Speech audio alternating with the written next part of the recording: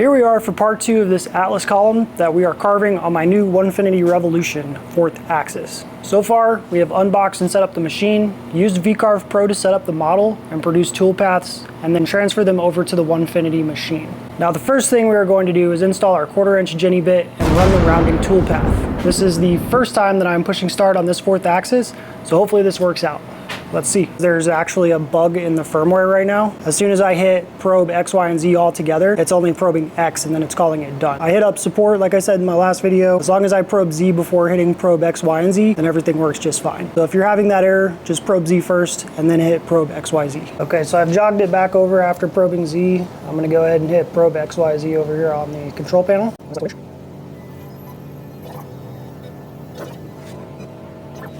Here we are all set up. I'm not gonna lie, I'm quite intimidated to press start, especially this being the first time we initiate a program on the OneFinity Revolution here. So whatever happens, I promise to keep it in the video.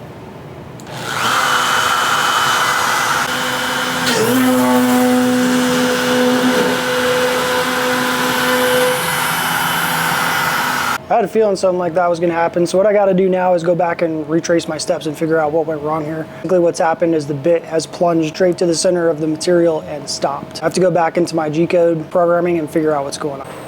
I went back into V-Carve Pro and changed a couple of key settings and ran some ghost passes without the bit.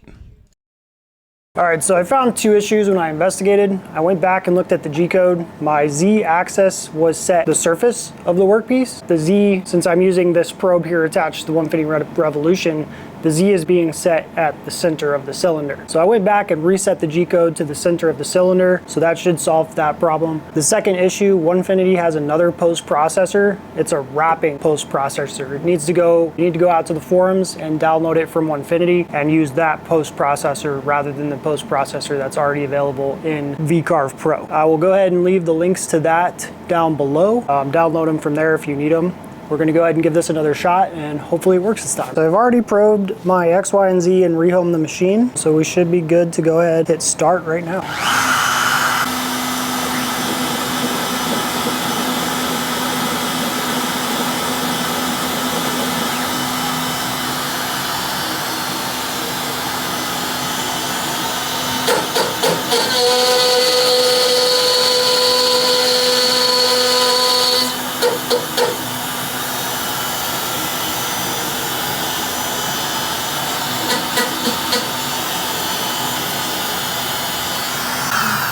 I am having all kinds of problems here. So we have another problem. A is clearly off here, so I need to figure out how to put the A in sequence with the G-code. So back to the chopping block. After another round of communication with OneFinity support, I found that when switching into rotary mode in this current firmware, the motor settings don't carry over to the A correctly. So you need to go in and take these settings from OneFinity and input them manually in order to get the machine to turn the correct amount of turns in line with the G-code that you produced. Here's a quick shot of those settings. You can also find them under posts in my YouTube channel. That seemed to do the trick, so we're now in line with the G-code and we can finally run the rounding toolpath.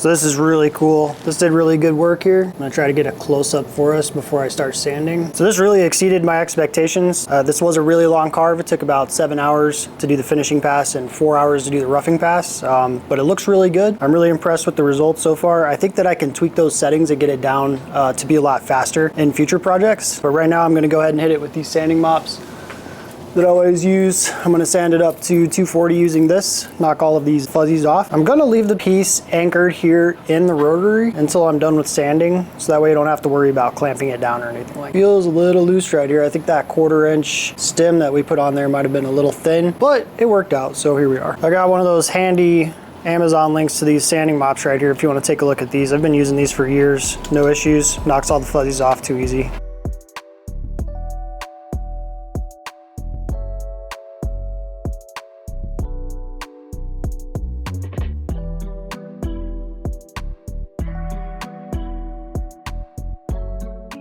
So before I move on to finishing, I wanted to point out a small mistake that I've made here. This is a result of stock not being centered in the 4th axis. So this is just a little bit low on this side. And so the result of that is a small chip out here on this back side. And then also the V patterns on the bottom block are not as present as the other sides. Okay, we are all sanded up. I'm now going to cut it out.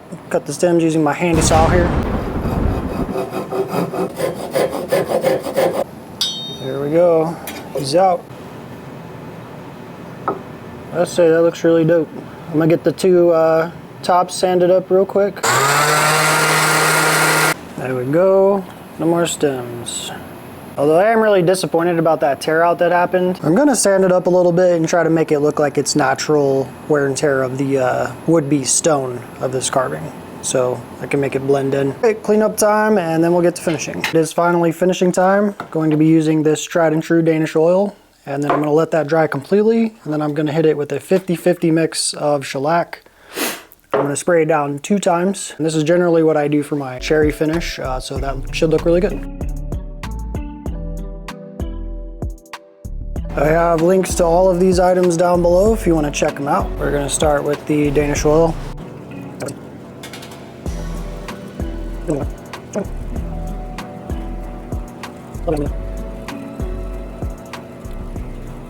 Tried to make this chip out look like it was a defect in the stone, and I think that worked out pretty well. That looks amazing.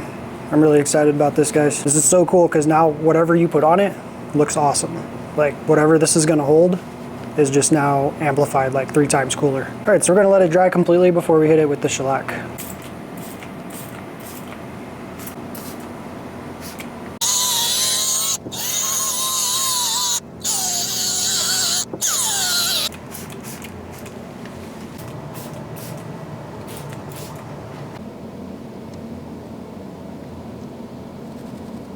Done. Just to summarize the 3 main issues I encountered in this project real quick. First, probe Z before probing the XYZ to get around the firmware generated error. Second, ensure your Z settings in your software are set to cylinder axis if you're using the built-in probing system. And third, make sure your motor 2 settings are correct for the A axis in your OneFinity settings page. Overall, I'm really excited to get some more projects going on this OneFinity Revolution. I will definitely be producing some table legs, models, game pieces, and other things that I previously didn't have the ability to make. So I'm looking forward to that. Don't forget to like and subscribe, and let me know what you thought of this week's project in the comments below.